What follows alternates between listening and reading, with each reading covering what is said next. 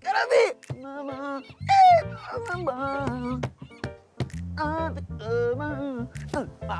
Ih, ué, Landuriza, o que tu tem aí nesse isopor? Ih, amanhã, meu parceiro, que eu vou ver aqui pra você. Ih, rapaz, aproveita, tem percurso educativo da melhor qualidade pra você, meu parceiro. É sério, aproveita que tá, ó, cheinho. E tem de quê?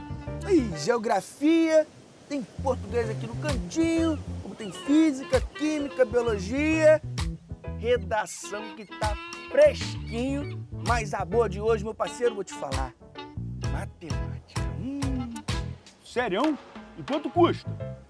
Quanto custa? Custa nada, meu parceiro. É só tu entrar lá em tvescola.org.br/percursos. Tem um cardápio inteiro, meu parceiro. Escolhe e segue teu rumo. Maneiro, me vê um de cada. Valeu! Marrão bom.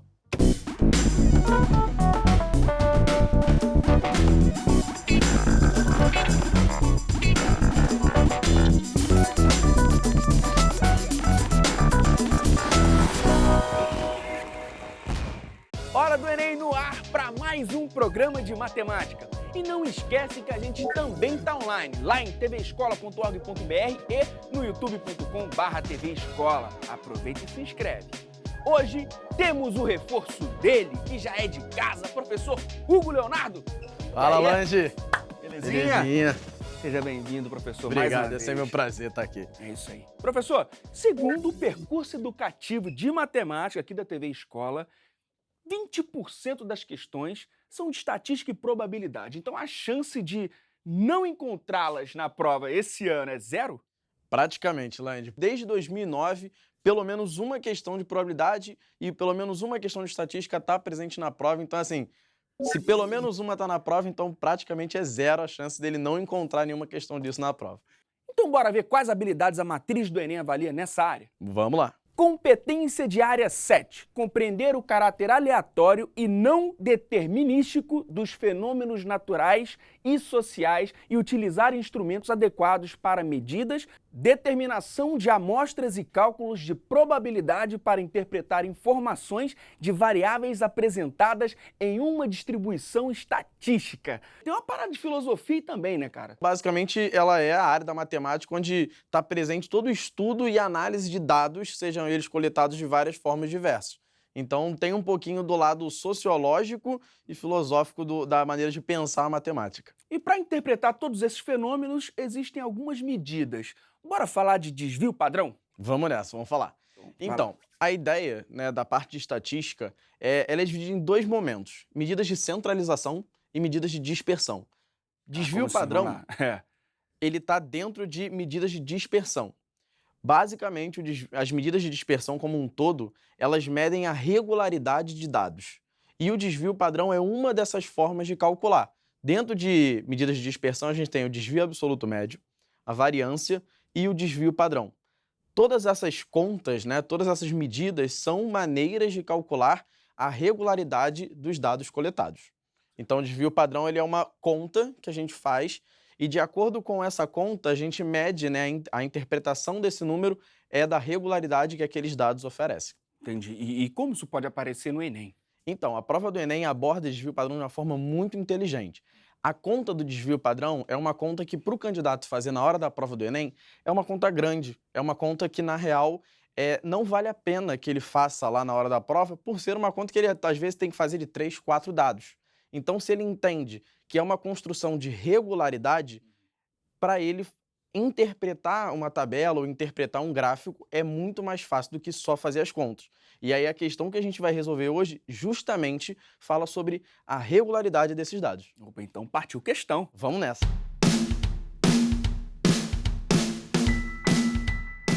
Aí, ó, questão 140 do Enem de 2016, caderno azul, primeira aplicação. Professor, tá contigo. Bem, o problema fala: o procedimento de perda rápida de peso é comum entre os atletas do esporte de combate. Para participar de um torneio, 4 atletas de categoria até 66 quilos, peso pena, foram submetidos a dietas balanceadas e atividades físicas. Realizaram 3 pesagens antes do início do torneio. Pelo regulamento do torneio, a primeira luta deverá ocorrer entre o atleta mais regular e o menos regular quanto aos pesos. As informações com base nas pesagens dos atletas estão no quadro. Após as 3 pesagens, os organizadores do torneio informaram aos atletas quais deles se enfrentariam na primeira luta. A primeira luta foi entre os atletas... E aí? A gente começa por onde? Parece ser um problema complexo, né? Ele traz um texto que, de fato, ele explica, né, como é que é o critério da pesagem, ele, né, mostra também como é que é feito as pesagens nos esportes de combate, dando aquela contextualizada padrão da prova do Enem. E ele traz, né, o conceito de desvio padrão dentro da tabela. O Enem já abordou problemas de estatística só com os dados, sem o cálculo do desvio padrão, e nesse ele resolveu colocar quanto valia o desvio padrão, para justamente até facilitar a vida do candidato. Para a gente entender, o desvio padrão, a conta do desvio padrão, né, DP, desvio padrão, você vai ver que ela é uma conta que assusta. Ela vai ser a raiz quadrada. Certo. Aí vamos lá. Já começa com raiz, né? Que a galera já fica preocupada. O primeiro dado a gente chama de x1 menos a média aritmética dos dados que a gente tem ao quadrado, mais o outro dado, né, um segundo dado, menos a média aritmética que a gente tem ao quadrado, e assim sucessivamente até o último dado. O último dado a gente vai chamar de xn menos a média dos dados ao quadrado. Tudo isso dividido pela quantidade desses dados. Basicamente, o que está aqui dentro a gente chama de variância. O cálculo da variância ele é o cálculo só do que está aqui dentro. O desvio padrão, por definição, ele é a raiz quadrada da variância. Tudo bem? Beleza. Agora imagina você, na hora da prova do Enem, ter que resolver uma conta dessa. Lembrar da conta, porque essa conta, na verdade, primeiro você tem que fazer a média, que está aqui presente, né? Então é a média dos dados, para a gente deixar claro, todos os parênteses, o x barra, né? Ele é a média aritmética. Então ele é x1 mais x2 mais x3 até o xn. Média aritmética, né? A soma dos dados dividido pela quantidade desses dados. Sim. Ou seja, você primeiro precisa fazer a média, para depois substituir aqui, fazer essas contas, elevar ao quadrado. Imagina o tempo que a gente não demoraria. Agora, se você entende o conceito de medida de dispersão, que é medir a regularidade dos dados, sim, essa conta ela não precisa ser feita. E o Enem, nesse problema, ele já fez essa conta para você. Ele já deixou do ladinho o desvio padrão. E aí vem o macete gigantesco de problemas de desvio padrão. E qual é? Vamos lá. Quanto menor o desvio padrão, mais regular são os seus dados. Então, se o seu desvio padrão é 0, significa que todos os seus dados são iguais. Então, imagina o seguinte, se tivesse ali algum desvio padrão igual a 0, é sinal de que nas 3 pesagens, o atleta teria pesado exatamente o mesmo peso. Esse é o mais regular possível. Sim. Então, o menos regular, ou seja, o que tem maior diferença entre os valores, é aquele que tem o desvio padrão maior. Sim. Tranquilo? Beleza. Como o problema deixa muito claro que ele quer que a primeira luta seja do atleta mais regular e do menos regular, ele está falando do cara que tem o mais regular, menor desvio padrão, e o menos regular, maior desvio padrão. E aí, se você entende esse conceito, você nem precisa fazer conta, não precisa fazer nada. É só analisar o desvio padrão e marcar a resposta. Se a gente olha para a tabela, o menor desvio padrão é do atleta 3, que é 4,08. Certo. E o maior, então, ele é o mais regular. Isso. Que ele tem o menor desvio padrão.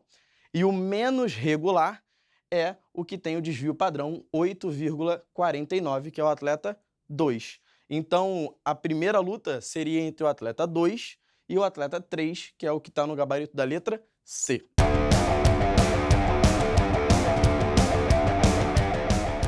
Professor, onde mais a gente pode observar o desvio padrão? Então, o desvio padrão ele é muito utilizado na parte de mercado financeiro, bastante utilizado na estrutura de mercado financeiro e também em estudos como estudos do IBGE, estudos de propaganda eleitoral, na parte de eleição, ou estudos envolvendo natureza ou qualquer coisa que envolva dados um pouco maiores, né?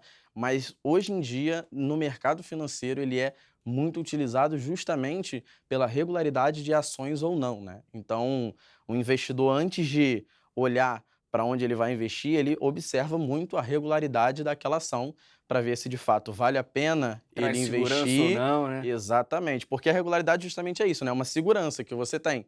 Se você sabe que algo é regular, você sabe, pelo menos você tem uma noção de segurança e que aquilo ali sempre vai andar daquela maneira.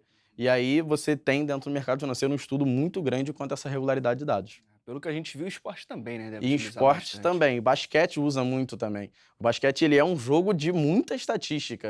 E você observa isso nas próprias transmissões do basquete, né? Quantos acertos, quantos lançamentos, o percentual de conversão em lance livre, tudo isso é estatística. Então também é um esporte que olha muito, muito para a estatística. O assunto agora é geometria analítica, professor. Bora dar uma revisada? Com certeza.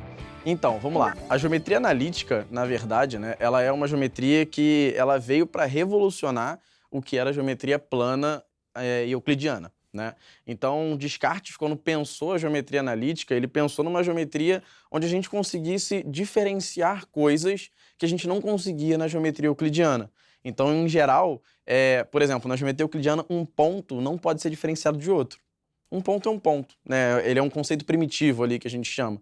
Na geometria analítica, não. Um ponto ele pode ser diferente do outro porque as coordenadas desse ponto mostram isso. Então a gente consegue diferenciar, por exemplo, ponto, a gente consegue diferenciar lugar geométrico de reta, lugar geométrico de curva. Então é uma geometria que a gente consegue diferenciar coisas que antes na geometria euclidiana a gente não conseguia. E como isso aparece no Enem? Então, o Enem ele tem uma pegada muito legal quanto à geometria analítica, porque já caiu questões envolvendo reta, já caiu questões envolvendo ponto, já caiu questões envolvendo circunferência. Então, é muito importante que o aluno ele esteja completo no estudo da geometria analítica.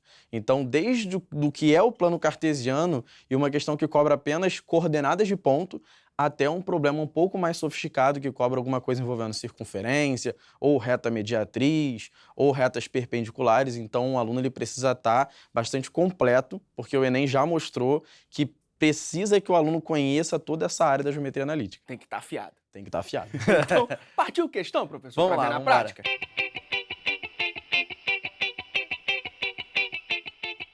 Tá aí, questão 152 do Enem de 2018, caderno azul, primeira aplicação, tá contigo.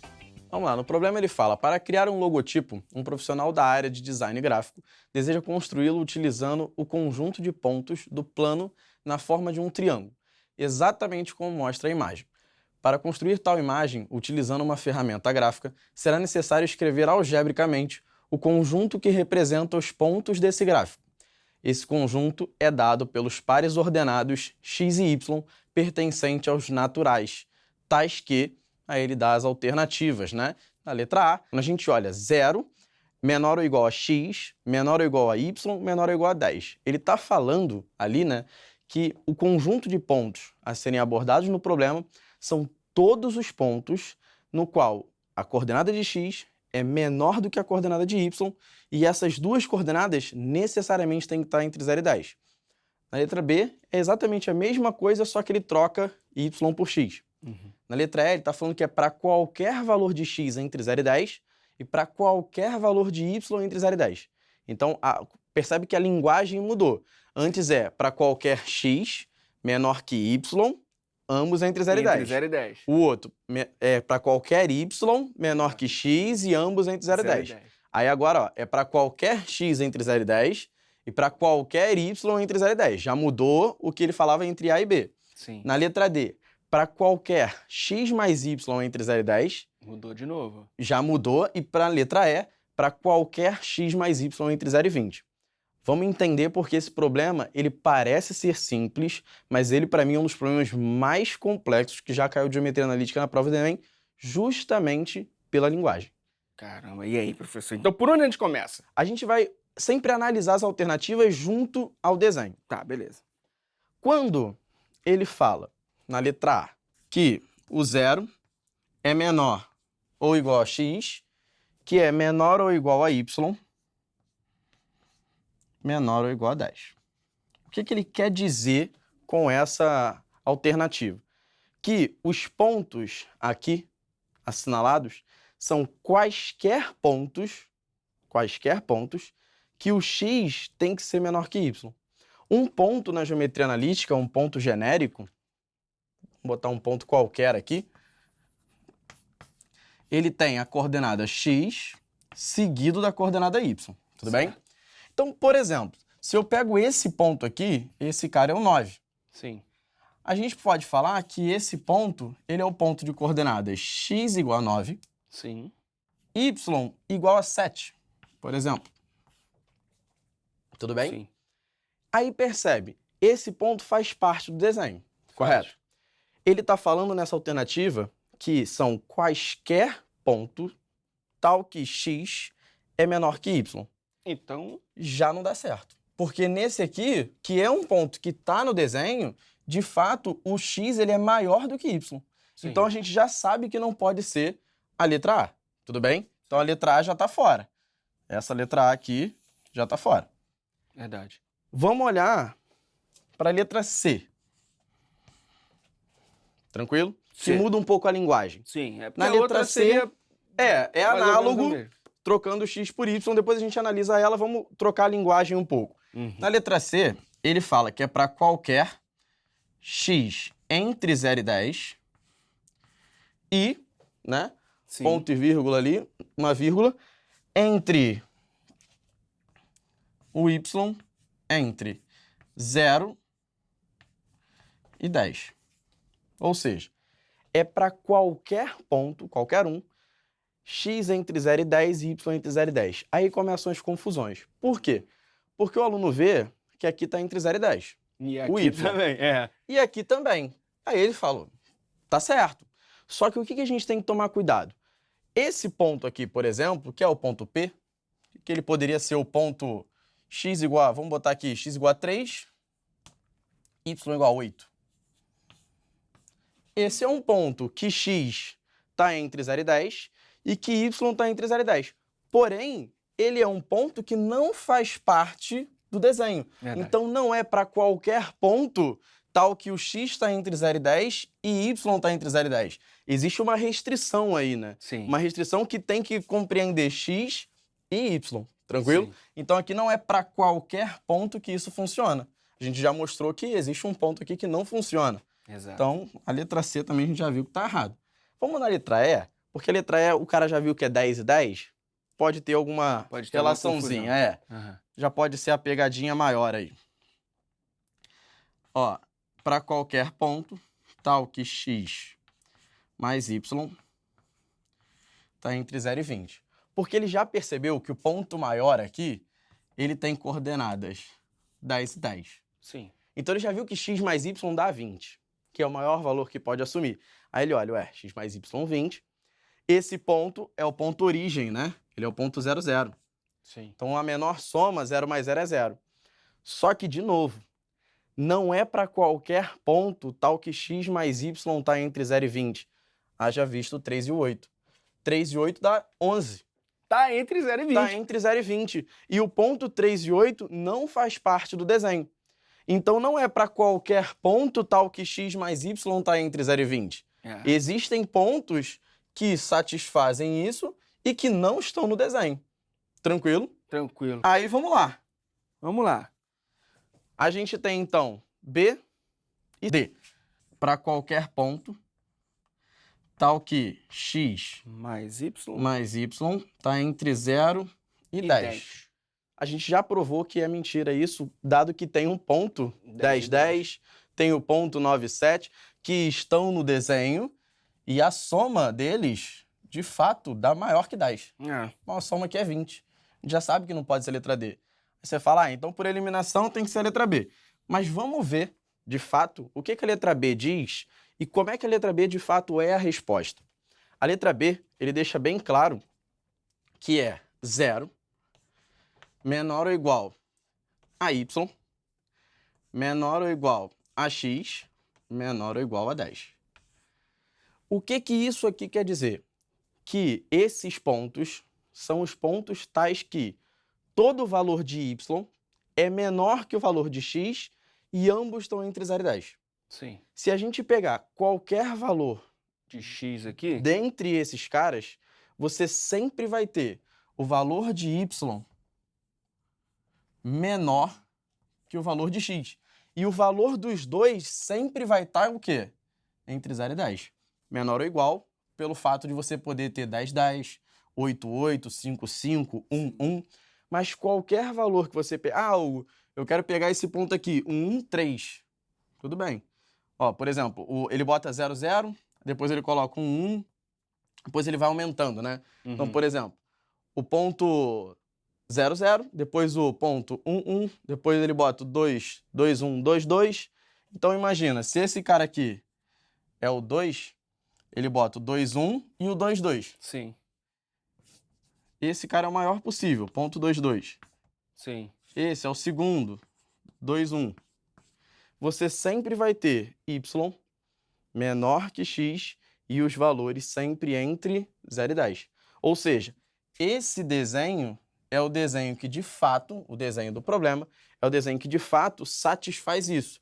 Todas as coordenadas de todos os pontos, o y é menor que x. E menor ou igual, né? Menor ou igual, e todos eles vão estar entre 0 e 10. É. E aí, se você fosse eliminando também, né? O legal é que isso aqui, na matemática, é válido. Muita gente acha que o fato de você usar uma outra informação para anular uma alternativa é algo que não é válido. Só que as pessoas esquecem que muitas coisas na matemática foram provadas por contra-exemplo. Isso aqui que a gente chama, não é, eu estou roubando a questão. Isso chama contra-exemplo. E isso é uma das formas de demonstração matemática. Então, a partir do momento que você demonstra um contra-exemplo para falar e justificar que uma alternativa ou uma afirmação ela está errada, é uma forma de demonstração de que aquela afirmativa de fato está errada. Então, a gente foi mostrando, né, por contra-exemplos, que de fato todas elas estavam erradas e somente a letra B, que era a alternativa correta.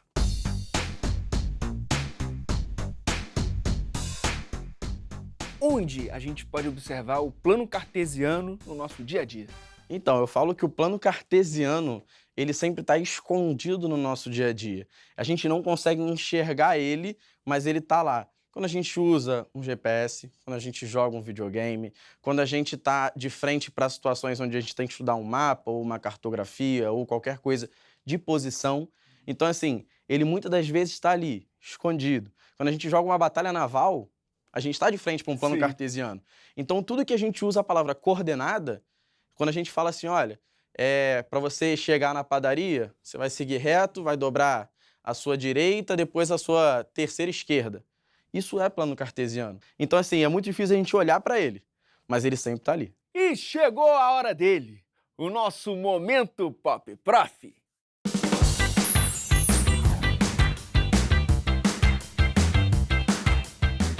Filosofia e matemática. Quantas são as matemáticas? Bem, são 3, na verdade. 3? Ela é dividida em aritmética, álgebra e geometria. São muitas matemáticas dentro de uma única matemática. Bom, podemos dizer que o 0 é o número mais egoísta, porque nunca divide?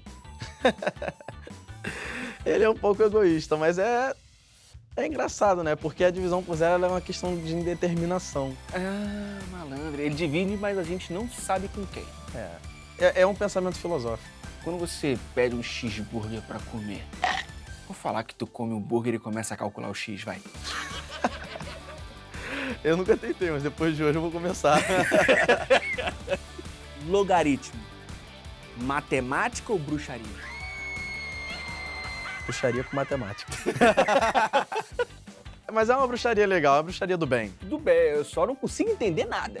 Fazendo uma relação com o Harry Potter, deve ser porque você é trouxa. Depois dessa, esse é o Hugo Leonardo no nosso Momento Pop Prof. Professor, para quem quer se aprofundar nos assuntos que a gente viu hoje, qual é o seu conselho? Um livro que eu gosto muito de geometria analítica é o livro do Fundamentos da Matemática Elementar, do IESE. Tem muita informação legal, o aluno ele sai muito completo, e aí junta aquilo que a gente falou do Enem, que o Enem está cobrando que o aluno seja completo em geometria analítica, fora os percursos educativos do Hora do Enem. Aí, ó, percurso educativo. Calma aí, deixa eu dar o endereço pessoal. tvescola.org.br/percursos. Aproveitem. Muitos canais no YouTube também que oferecem aulas de muita qualidade sobre geometria analítica, então assim, tem muitas ferramentas. O aluno ele tem muitas ferramentas para estar estudando. Cabe a ele correr atrás e se aperfeiçoar cada vez mais. É isso aí, professor. Muito obrigado por sempre toda um prazer. a ajuda, viu? Volte sempre. Pode deixar. É de casa. Hora do Enem fica por aqui, então. Até a próxima.